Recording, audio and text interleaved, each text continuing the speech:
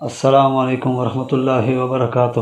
الحمدللہ رب العالمین والصلاة والسلام علی رسول اللہ، اما بعد۔ میں ہوں آصف اقبال، سول انجینئر۔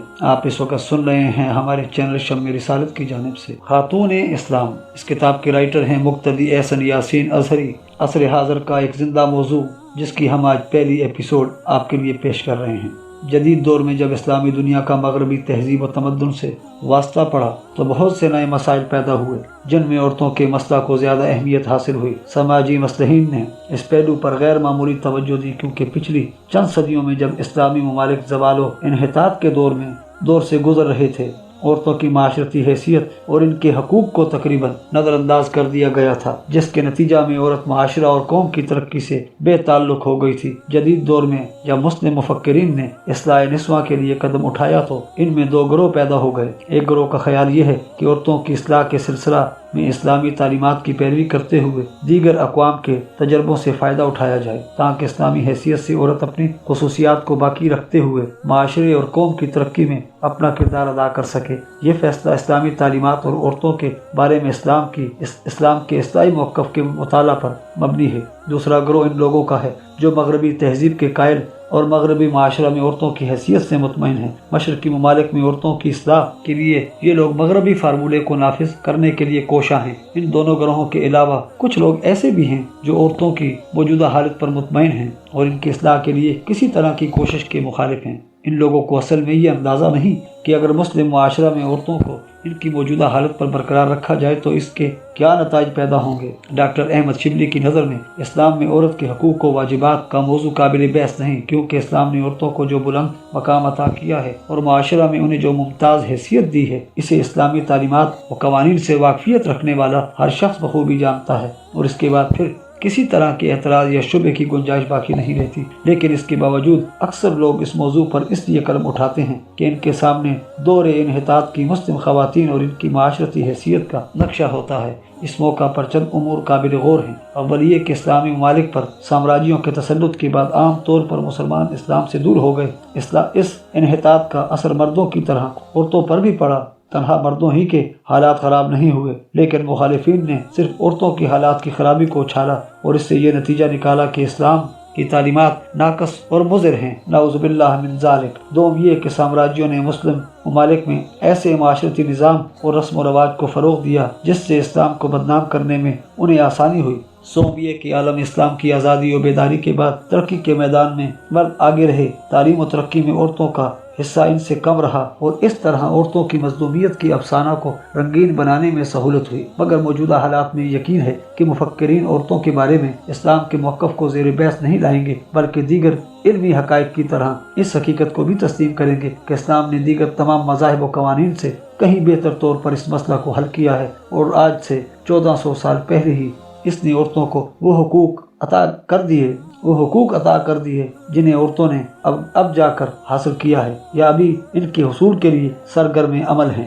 عورت کے ساتھ غیر مسلموں کا برتاؤ۔ پہلی فصل، عورتوں کے بارے میں اسلامی نقطہ نظر کی توضیح سے قبل مناسب ہوگا کہ ایک نظر ان احکام و قوانین پر ڈالی جائے جن کو مختلف قدیم مذاہب کے ماننے والوں یا دیگر سماجی مصلحین نے عورتوں کے حق میں نافذ کیا تھا۔ عورت یونانی تہذیب میں، یونانی معاشرہ میں جب تمدن کا آغاز ہوا تو اس وقت عورت احتیاط و پاکدامنی کی زندگی بسر کرتی تھی۔ گھر میں رہ کر وہ ہر چیز کی نگہداشت کرتی تھی۔ پڑھائی لکھائی یا عام زندگی میں اس کا کوئی دخل نہ تھا۔ لوگ اسے حقیر سمجھتے اور نجس بتلاتے تھے۔ اونچے گھرانوں میں پردہ عام تھا۔ قانونی لحاظ سے بھی یونان کے لوگ عورت کو گری پڑی چیز کے مشابہ مانتے اور اس کی خرید و فروخت کرتے تھے۔ اسے نہ تو کسی طرح کی آزادی حاصل تھی اور نہ کوئی شہری حق۔ میراث میں بھی اس کا کوئی حصہ نہ تھا۔ عورت پوری زندگی مرد کے قبضہ میں رہتی اور وہی جس سے چاہتا اس کی شادی کرتا۔ مالی معاملات میں بھی عورت کو کسی طرح کے تصرف کا حق حاصل نہ تھا۔ شادی کا رشتہ مرد کے رحم و کرم پر ہوتا تھا۔ طلاق کی اجازت عورتوں کو صرف بعض حالات میں تھی، لیکن اس حق کو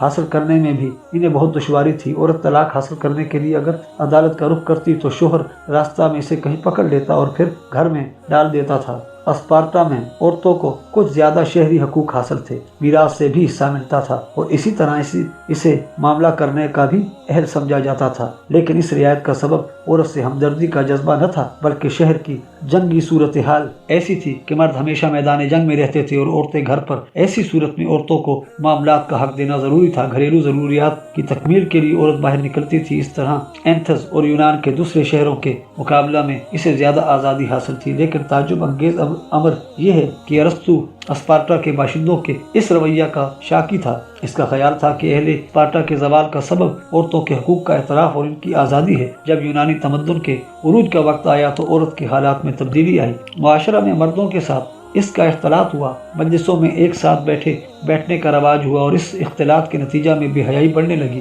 لوگ زنا کو برا فعل تصور نہیں کرتے تھے۔ پیشہ ور عورتوں کے گھر سیاست و ادب کا مرکز تھے۔ ادب و فن کے نام پر ننگی تصویروں اور مجسموں کو فروغ ہوا۔ دیوی دیوتاؤں کے مابین ناجائز جنسی تعلقات کی داستانیں وضع کی گئیں۔ جنسی جنون کی حد یہ ہوئی کہ مرد کے ساتھ مرد کی مصاحبت کا رواج ہو گیا، اور اس طرح جب عیاشی و فحاشی حد سے گزر گئی تو اس عظیم تہذیب و تمدن کا زوال شروع ہو گیا۔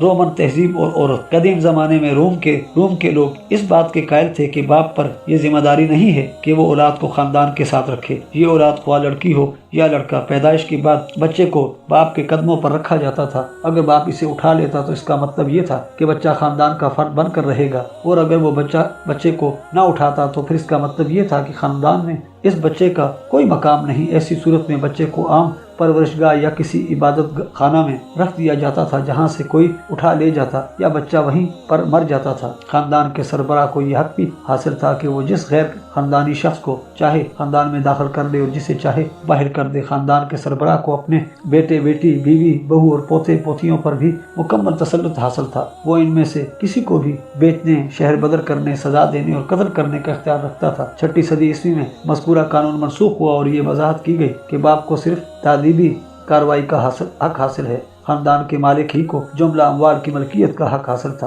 اور وہی اپنی مرضی سے بیٹے بیٹیوں کی شادی بیاہ کرتا تھا، خواہ وہ چاہیں یا نہ چاہیں۔ رومیوں کے یہاں لڑکیوں کو ملکیت کا حق نہیں تھا۔ ان کے تمام اموال کا مالک خاندان کا سربراہ ہوتا تھا۔ فلسطین 274 سے 337 کے عہد نے یہ طے پایا کہ لڑکی کو ماں سے میراث میں جو مال ملے گا وہ اس کے پاس رہے گا، لیکن باپ اس مال کو بھی جہاں چاہے خرچ کر سکتا ہے۔ خاندان کے سربراہ کی موت کے بعد بیٹے کو مکمل آزادی مل جاتی تھی، لیکن بیٹی پر نگرانی کا حق اس آدمی کی جانب منتقل ہو جاتا تھا جسے وصیت کے ذریعے متعین کیا جاتا تھا۔ لڑکی شادی کے وقت اپنے شوہر کے ساتھ ایک معاہدہ کرتی تھی جس کو معاہدہ سیادت سے تعبیر کیا جاتا تھا، یعنی شادی سے شوہر کو بیوی پر پوری برتری اور تسلط حاصل ہو جاتا ہے۔ یہ معاملہ یا تو کسی مذہبی تقریب میں کاہن کے ہاتھ پر طے پاتا تھا یا شوہر کی رمزی طور پر بیوی کو خریدنے سے یا شادی کے بعد 1 سال کی معاشرت سے۔ اس معاملہ کے طے پانے کے بعد خاندان کے سربراہ کو اپنی لڑکی پر کوئی اختیار باقی نہیں رہتا تھا، بلکہ اب وہ شوہر کی ماتحتی میں چلی جاتی تھی۔ رومن قانون کی علمی ترقی کے دور میں بھی عورت پر تسلط کی نوعیت میں صرف یہ فرق آیا کہ اس کی ماتحتی ملکیت کی جگہ محافظت کی حیثیت سے باقی رہی، لیکن اس میں کسی طرح کی اہلیت اب بھی تسلیم نہیں کی گئی۔ روم کے قدیم قانون ساز تو عورتوں کے اندر کسی طرح کی اہلیت کے صاف منکر تھے، لیکن جب قسطنطین نے اپنا قانون پیش کیا تو اس میں یہ بھی وضاحت تھی کہ عورتوں کے اندر وہ شرائط موجود نہیں جو خرید و فروخت اور دوسرے معاملات کی صحت کے لیے ضروری ہیں، اس لیے وہ کسی کو بھی معاملہ کو انجام نہیں دے سکتی۔ عورت ہندوستان میں ہندوستانی تہذیب کو یونانی اور رومانی تہذیب کی اصل کہا جاتا ہے۔ کسی اور چیز سے اس کی تصدیق ہو یا نہ ہو، عورتوں کے ساتھ برتاؤ کے اصول پر نظر ڈالنے سے مذکورہ خیال کی تائید ہوتی ہے اور یقین ہو جاتا ہے کہ دونوں قدیم تہذیبوں نے ہندوستانی تہذیب کی پیروی کی ہے۔ ڈاکٹر گستاو لیبان نے لکھا ہے کہ کسی کتاب میں عورتوں کے ساتھ ایسی سختی کا برتاؤ نہیں کیا گیا جیسا کہ ہندوستان کی کتابوں میں۔ ان کی دانش میں یہ ایک دل پسند مخلوق ہے، لیکن ادنا طبقہ کی جس کی بے وفائی لا علاج ہے۔ عورت کے مرتبہ اور حیثیت کا اندازہ اس بات سے بھی لگایا جا سکتا ہے کہ آریہ لوگ پانسوں کے جوئے میں جب دیوانے ہو جاتے تھے تو بیوی بچوں تک کو ہار جاتے تھے۔ ہندوستان کے قدیم اہل علم کا خیال تھا کہ انسان علوم و معارف کو تمام آئلی رشتوں سے دستبردار ہوئے بغیر حاصل نہیں کر سکتا۔ منو کے قانون میں عورت کو باپ یا شوہر یا بیٹے سے علیحدہ ہو کر مستقل طور پر کسی کام کا کوئی حق نہیں حاصل تھا۔ جب ان متعلقین میں سے کوئی نہ ہو تو وہ شوہر کے کسی عزیز کی جانب منسوب ہو جاتی تھی اور پوری زندگی مجبور رہتی تھی۔ شوہر کی وفات کے بعد اسے زندہ رہنے کا بھی حق حاصل نہ تھا، اس لیے شوہر کی چتا کے साथ खुद भी जल जाती थी। ये रस्म हिंदुस्तान में 17वीं सदी ईस्वी तक बाज़ाब्ता जारी थी और अब भी इक्का दुक्का ऐसे वाक़यात सुनने में आ जाते हैं। औरत को देवताओं की रजामंदी और इनसे बारिश या रिज़्क मांगने के लिए भेंट भी चढ़ा दिया जाता था। बरहमनी ज़माना में औरत का वो दर्जा न था जो वेदी ज़माना में था। मनु इसकी निस्बत लिखते हैं, औरतों का वजूद सिर्फ इसलिए है बच्चे दें, इनकी परवरिश करें और हर रोज खानादारी के काम में मसरूफ रहें। किसी लड़की या नौजवान या बूढ़ी औरत को कभी अपने घर में भी कोई काम अपने इख्तियार से नहीं करना चाहिए। मनु की तकसीम के मुताबिक औरतों का खास हिस्सा ये है: पलंग से मोहब्बत, बैठने की चौकी से मोहब्बत, जेवर का शौक, शहवत परस्ती, गुस्सा, बरे की तरफ मैलान, अजियत रसाई से रुग़बत और ज़िद्दीपन। औरत की तबीयत का तलोन जैसे समंदर की मौजें, इसके जज्बात बिल्कुल बेसबात जैसे शफक के बादलों की सफ़ें। जब इसकी हवस पूरी हो जाती है और मर्द इसके काम का नहीं रहता तो इससे किनारा कश हो जाती है, जैसे कोई इस लाख को फेंक देता है जिस पर छापा हो चुका हो। औरतें हमेशा बेवफा हुआ करती हैं, हत्ता के लोग कहते हैं कि देवताओं की स्त्रियों का भी यही हाल है। अगर कोई औरत पाकदामन है तो इसकी वजह यह नहीं कि इसमें हया है या हिजाब या तभी नेक खस्लती या खौफ, बल्कि सिर्फ यही कि इससे कोई किसी इनायत का तलबगार नहीं हुआ। औरत की मोहब्बत बिजली की चमक से भी जल्द मिट जाती है। धुन इसको किसी और की हो पर बनावट से प्यार तुमको करेगी। औरत की रूह में परसाई का वजूद ढूंढे नहीं मिलता। जहाँ स्त्री राज हो, जहाँ कोई जुआरी हो और जहाँ बच्चा मालिक हो, इस घर का सत्यानाश हो जाता है। मनु शास्त्र नवा भाग और तमद्दुन हिंद सफ़ा नंबर 415, हतुपदेश बहावाला तमद्दुन हिंद 416, ऐज़ान 5वां बाब सफ़ा नंबर 47। ये औरत गुनाहों का मखज़न, हजार मकारियों का महल, बदगुमानियों का डेरा, अमृत मिला हुआ जहर है। इसको दुनिया में किसने पैदा किया कि परसाई को मीट दे। कदीम हिंदुस्तान के किसी इलाके में एक दरख्त था जिस पर हर साल एक लड़की को भेंट चढ़ाया जाता था। बरहमन कानून में औरतों को लोंडियों की हैसियत हासिल थी। मर्द के साथ वो एहतराम से बात करती थी। मर्द के साथ दस्तरखान पर खाना खाना मायूब था। मर्द का नाम वो अपनी जबान पर नहीं ला सकती थी। जो मर्द अपनी बीवी के साथ घरेलू मामलात में बातचीत करता था इसे हकीर समझा जाता था। औरत बुद्ध और जैन मजहब में गौतम बुद्ध से इनके चचाजाद भाई आनंद ने एक मर्तबा पूछा कि औरतों के साथ इनका मामला कैसा होना चाहिए। गौतम बुद्ध ने जवाब दिया कि इनकी तरफ ना देखो। आनंद ने कहा कि अगर देखना जरूरी हो तो। बुद्ध ने कहा कि बात ना करो। आनंद ने पूछा कि अगर वो खुद हमें मुखातिब करें। बुद्ध ने जवाब दिया कि फिर इनसे बहुत बच कर रहना चाहिए। फिर आनंद के इसरार पर बुद्ध ने औरत को अपनी जमात में शामिल करने की इजाज़त दे दी, लेकिन इसे मुआशरा के खातिर खतरा तस्वुर करता था। एक बार बुद्ध ने आनंद से कहा, अगर हम औरतों को अपनी जमात में शामिल न करते तो मजहब ज्यादा दिनों तक खालिस रहता, और अब जबकि औरत हमारे दरमियान दाखिल हो चुकी है तो मजहब ज्यादा देर तक खालिस नहीं रह सकता। जैन मजहब का दिगंबर फिरका कहता है कि औरत जब तक औरत है निजात नहीं पा सकती, अलबत्ता इसकी रूह बतौर तनासुख किसी और जिस्म में दाखिल हो जाए तो निजात पा सकती है। सोयतंबर फिरका अलबत्ता औरतों के लिए निजात को मुमकिन मानता है। मनु ने औरतों और मर्दों के दरमियान जो दीवार खड़ी की थी वो आज भी मौजूद है। दिल्ली बार एसोसिएशन की तरफ से खवातीन और कानून के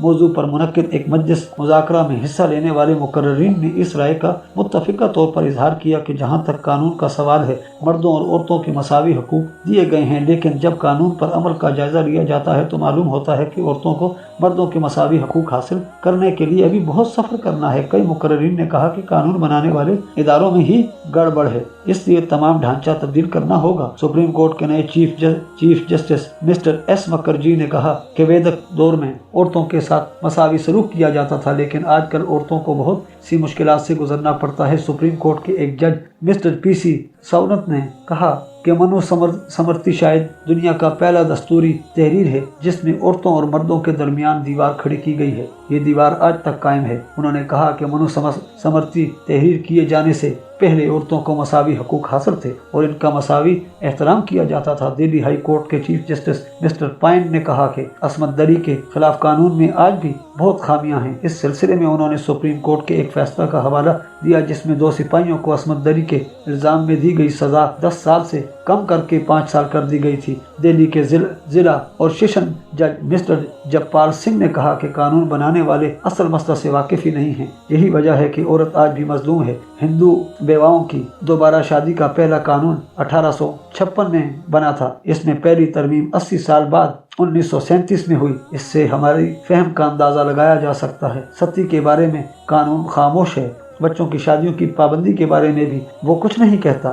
جہیز دینا جرم ہے، لیکن یہ جرم سب کے سامنے ہو رہا ہے۔ انہوں نے کہا کہ ہماری ترقی کے ساتھ ساتھ اس جرم کی تعداد میں بھی اضافہ ہو رہا ہے۔ 1961 سے 1971 تک صرف ایک جہیزی موت ہوئی تھی، جبکہ حالیہ برسوں میں جہیزی اموات کی تعداد چونکا دینے والی ہے۔ ایڈیشنل ضلع جج منجو گوئل نے کہا کہ قانون کے باوجود سختی اور جہیز کے واقعات پیش آ رہے ہیں۔ صرف قانون بنا دینے سے ذمہ داری پوری نہیں ہو جاتی۔ انہوں نے کہا کہ اپنا حق لینے کے لیے عورتوں کو متحد ہونا ہوگا۔ ایران اور عورت۔ ایران میں عورت مفید لونڈی کا درجہ رکھتی تھی۔ معاشرہ میں اس کا کوئی مقام نہ تھا۔ عام ساز و سامان کی طرح اس کی خرید و فروخت ہوتی تھی، اور اس خرید و فروخت کو قانونی حیثیت بھی حاصل تھی۔ ایک روسی ادیب احمد اغائف کے بیان کے مطابق ایرانی قانون میں ماں، بہن، پھوپھی، خالہ، بھتیجی اور بھانجی کے ساتھ نکاح بھی جائز تھا۔ حیض کے ایام میں ایرانی لوگ اپنی عورتوں کو گھروں سے باہر خیمے میں رکھا کرتے تھے۔ کوئی ان سے ملتا جلتا بھی نہ تھا۔ خادم ان کے پاس جاتے تھے تو آنکھ، کان اور ناک پر کپڑا لپیٹ لیا کرتے تھے۔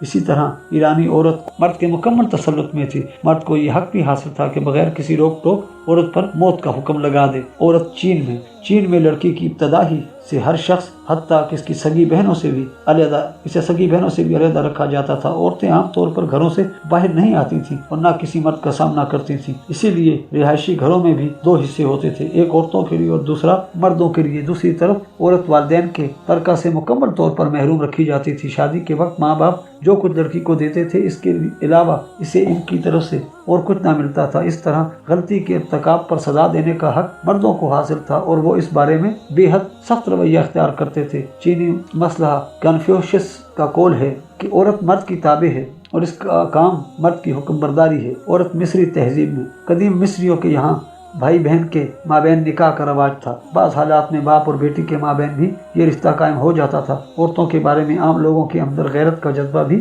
بہت کم تھا۔ نکاح کے معاملوں کو تحریری شکل بھی نہیں دی جاتی تھی، بلکہ اس کے لیے صرف میاں بیوی کی رضامندی کافی تھی۔ طلاق اور شوہر کی جائیداد و املاک کے سلسلہ میں عورت کو اختیار تھا کہ وہ ان کی ملکیت کا حق اپنے لیے محفوظ کر لے۔ مصر پر یونانیوں کے تسلط کے بعد عورت کو مالیاتی حقوق سے بھی محروم کر دیا گیا۔ صرف بعض حالات میں شوہر کی اجازت سے وہ مالیاتی تصرف اہل سمجھی جاتی تھی۔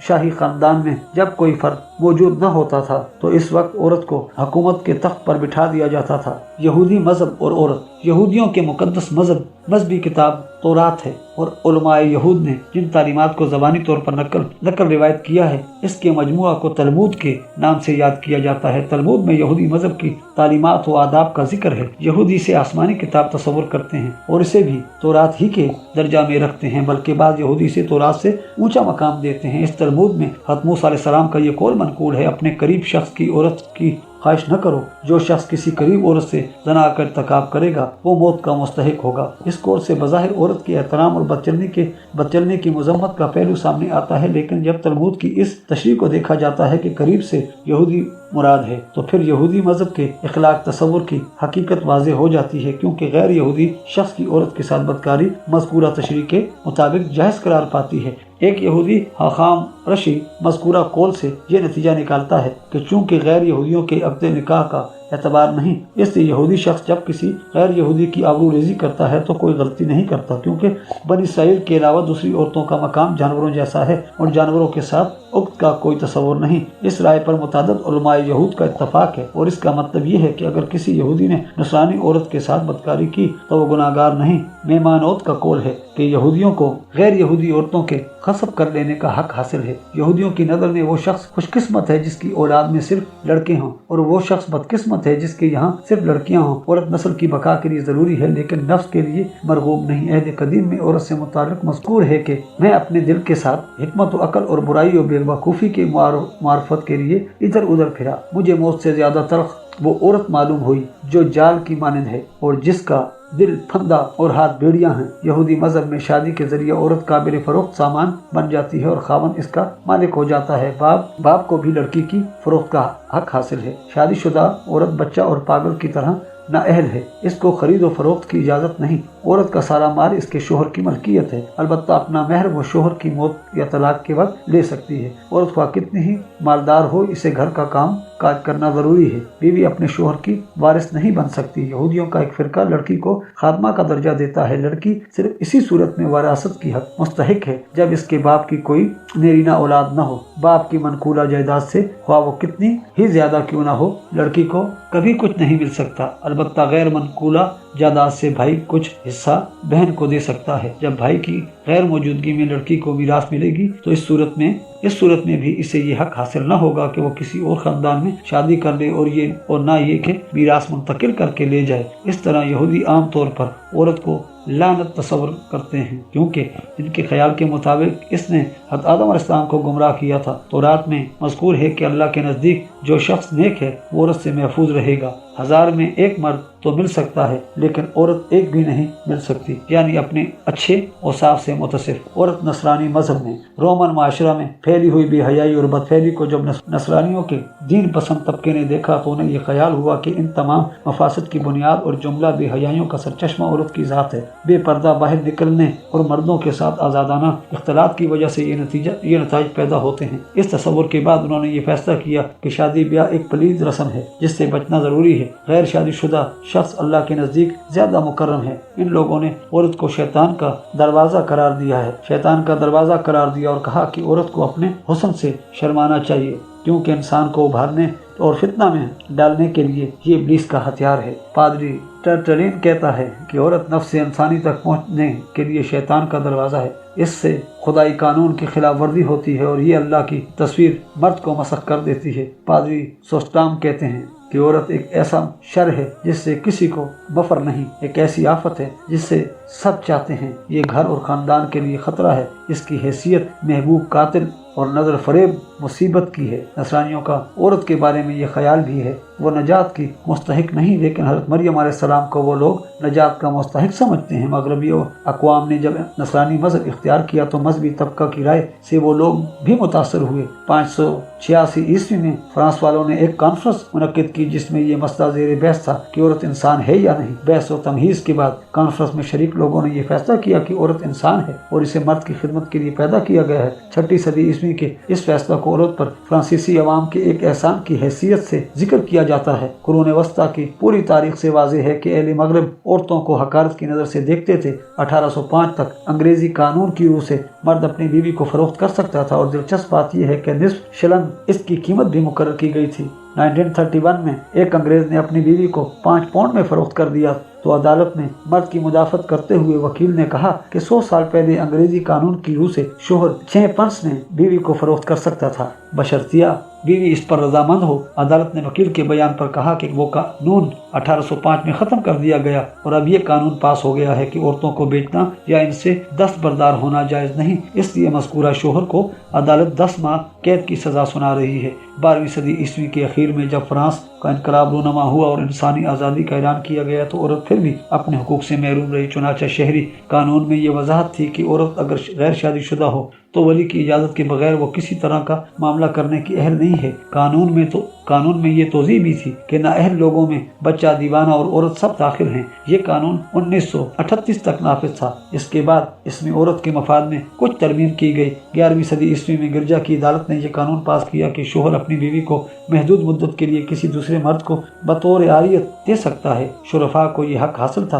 कि वो किसान की बीवी से इसकी शादी के बाद 24 घंटे तक लुत्फ अंदोज हो सकते हैं। 1567 में स्कॉटलैंड की पार्लियामेंट ने एक फैसला सादर किया था जिसमें यह वजाहत थी कि औरत को किसी चीज पर किसी भी तरह का कोई इख्तियार नहीं दिया जा सकता। इस तरह अंग्रेजी पार्लियामेंट ने हेनरी सेशन के दौरे हुकूमत में यह कानून पास किया था कि औरत इंजील नहीं पढ़ सकती। 1850 तक औरतों को मुल्क का शहरी नहीं समझा जाता था और 1882 तक उन्हें शख्सी हुकूक हासिल नहीं थे और न इन्हें मलकियत का हक हासिल था। इनकी शख्सियत बाप या शोहर की शख्सियत के ताबे रहती थी। फ्रांसीसी कानून की दफा नंबर 217 में मज़कूर है कि शादीशुदा औरत के लिए ख्वाह इसने शादी के वक्त अपनी और शोहर की मलकियत के दरमियान अलहदगी की वजाहत का इकरार ले लिया हो, अपनी मलकियत का हिस्सा या रहन या तबादला या किसी और तरह की मुंतकिली जायज़ नहीं। अलबत्ता अगर शोहर किसी मज़कूरा मामला में शरीक हो या तहरीरी इजाज़त दे दे तो जायज़ है। इस दफ़ा में बात को मुख्तलिफ तरमीम और तब्दीली हुई, लेकिन कानूनी लिहाज से इसके असरात अब तक बाकी हैं। اس کے ساتھ ہی ہماری آج کی ایپیسوڈ اختتام پذیر ہوتی ہے۔ ملتے ہیں انشاءاللہ نیکسٹ ایپیسوڈ میں۔ آپ ہمارے چینل کو سبسکرائب کیجئے، ویڈیو کو لائک کیجئے، کمنٹس میں اپنی قیمتی آراء سے آگاہ کیجئے۔ اللہ حافظ۔